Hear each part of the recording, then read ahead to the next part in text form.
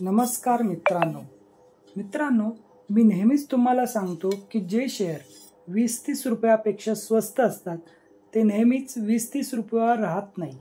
त्यांच्यामध्ये जर काही चांगलं होत असेल तर सर्वात पहिले काम तुम्हाला हे पाहणे गरजेचे आहे की काय त्यांचा बिझनेस येणाऱ्या काळात टिकेल।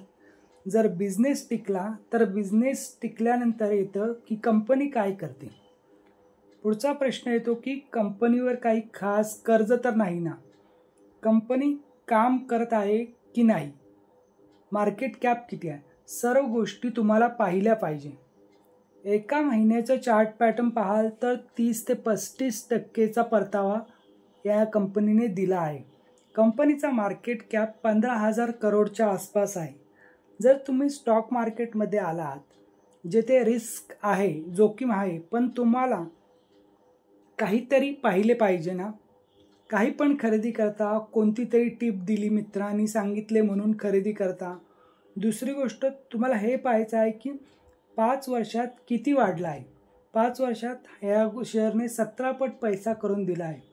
तुम्हाला काय पाहायचं आहे, लॉंग टर्मचा चार्ट पॅटर्न। तुम्हाला इथे काय शिकायला मिळत आहे की लॉंग टर्म स्टॉक मार्केटमध्ये ॲनालिसिस कसं करतात, कोणत्या शेअर्सची पहा। तुम्हाला FIS, DIS, प्रमोटर सर्वजण खाणार आहे।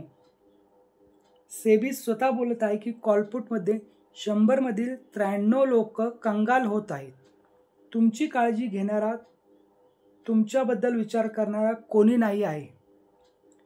मी तुम्हाला सांगितलं आहे की कसं तुमचं कॅपिटल, मूलधन नाही जाणार। सर्व पैसा कोणत्या एका कंपनीत नाही लावायचा। चांगल्या कंपनीमधून पैसे कमवा, मग रिस्की टाईपमध्ये लावा। लॉंग टर्मसाठी होल्ड करायचं आहे, कॉलपुटपासून दूर राहायचं आहे। स्टॉक मार्केटमध्ये 1 लाख घेऊन आला आहात तर त्याचे 2 लाख करायचे आहेत, 1 लाख काढून घ्यायचे आहेत, फ्रीमध्ये काम करायचं आहे। पहिला पॉईंट समजलात। पडलेला स्वस्त भाव आहे। येणाऱ्या काळात तुम्हाला वाटतं का पॉवर सेक्टरची डिमांड कधी संपेल?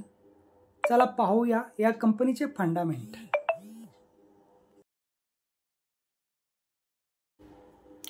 तर जून 2024 मध्ये या कंपनीचा रेव्हेन्यू होता 1755, त्यानंतर सप्टेंबरमध्ये 1226, डिसेंबरमध्ये 1140 आणि मार्चमध्ये 1341। अशा प्रकारे कंपनीचा रेव्हेन्यू तर वाढतच आहे, कारण की आता पॉवर सेक्टरची डिमांड उन्हाळ्यात जास्त व हिवाळ्यात कमी असे मागे पुढे होत असतो, त्यामुळे रेव्हेन्यू पण मागे पुढे होत असतो। पण ऑपरेटिंग प्रॉफिट पहा किती छान आहे।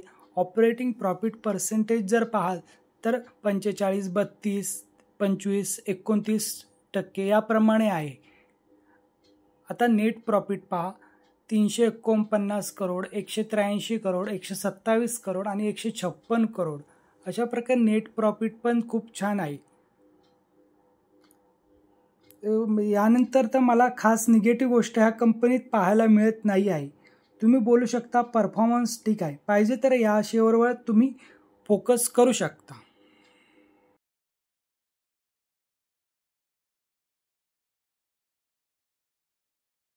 चला पाहूया कंपनीवर काही खास कर्ज आहे का। तर कंपनीवर बॉरोइंग आहे 3778 करोड, पण रिझर्व आहे 5428 करोड। त्यामुळे कंपनी डेट फ्री आहे, काही खास कर्ज नाही आहे कंपनीवर। मला तर हा शेअर येणाऱ्या काळात मल्टिपल रिटर्न देऊ शकतो असे वाटते। तुम्ही तुमचे रिसर्च ॲनालिसिस करा आणि खरेदी करा। धन्यवाद।